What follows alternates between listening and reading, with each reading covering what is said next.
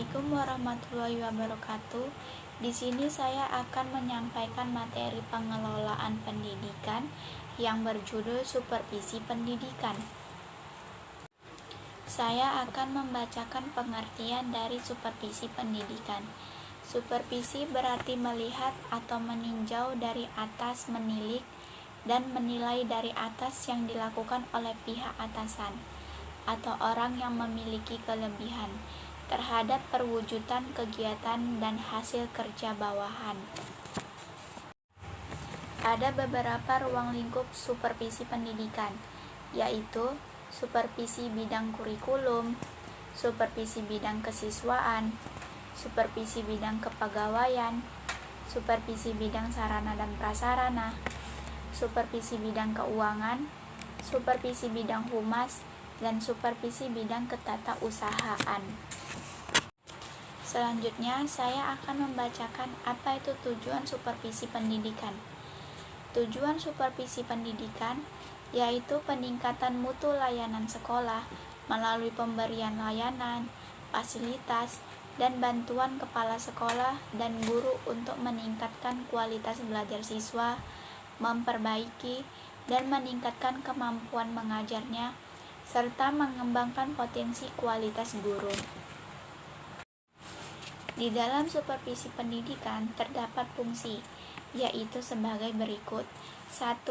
Mengorganisasikan semua usaha sekolah untuk peningkatan mutu sekolah dan mutu pembelajaran. 2. Melengkapi kepemimpinan sekolah bagi kepala sekolah dan guru-guru. 3. Memperluas wawasan pengalaman guru-guru dalam pembelajaran. 4. Menstimulasi usaha-usaha yang kreatif untuk meningkatkan mutu sekolah dan mutu pembelajaran. Yang kelima, menyediakan fasilitas dan penilaian yang diperlukan secara terus-menerus. 6. Menganalisis situasi belajar mengajar secara terus-menerus. 7. Memberikan pengetahuan dan keterampilan kepada setiap anggota staf. Dan yang terakhir adalah yang ke-8, yaitu memberikan wawasan yang lebih luas dan terintegrasi dalam merumuskan tujuan-tujuan pendidikan dan meningkatkan kemampuan mengajar guru-guru. Di supervisi pendidikan memiliki peran, yaitu kegiatan utama pendidikan di sekolah, sehingga seluruh aktivitas organisasi sekolah bermuara pada pencapaian efisiensi dan efektivitas pembelajaran. Perannya sebagai koordinator, sebagai konsultan, evaluator sebagai evaluator, pemimpin kelompok sebagai seorang pemimpin kelompok. Terdapat 4 prinsip supervisi pendidikan. 1. Prinsip ilmiah. Pada prinsip ilmiah ini mengandung ciri-ciri sebagai berikut. 1. Kegiatan supervisi dilaksanakan berdasarkan data objek yang diperoleh dalam kenyataan praktek pelaksanaan proses belajar mengajar. 2. Untuk memperoleh data, perlu digunakan alat perekam data seperti angket, pedoman observasi, percakapan pribadi, dan lain sebagainya. Dan yang ketiga adalah setiap kegiatan supervisi dilaksanakan secara sistematis dan terencana. Bagian B adalah prinsip demokratis. Prinsip ini memberikan layanan dan bantuan yang diberikan kepada guru harus berdasarkan hubungan kemanusiaan yang akrab dan kehangatan, sehingga guru-guru merasa aman untuk membangun tugasnya. C adalah prinsip kerjasama.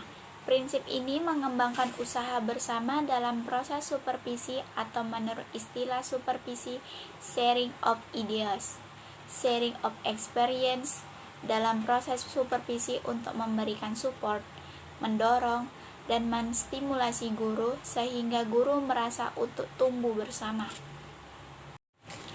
Dan yang terakhir adalah prinsip konstruktif dan kreatif.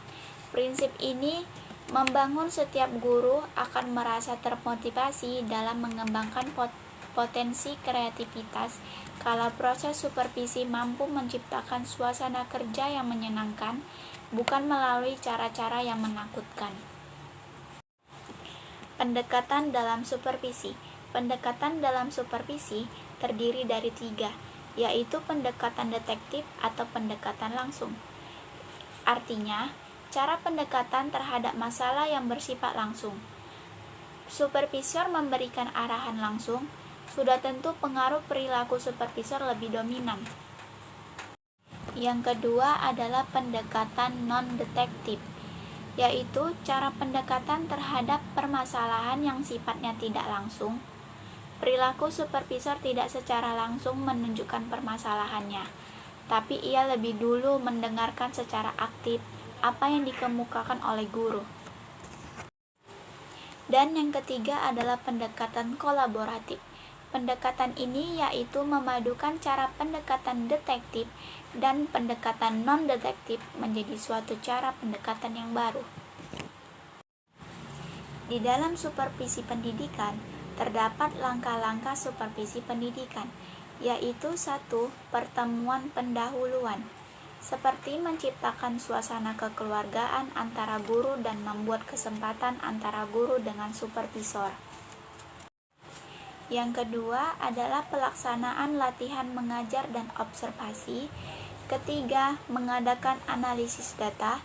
Keempat, diskusi memberikan umpan balik. Baiklah, sampai disitulah materi yang sudah saya jelaskan tentang supervisi pendidikan. Jika ada yang kurang, saya mohon maaf. Saya ucapkan terima kasih.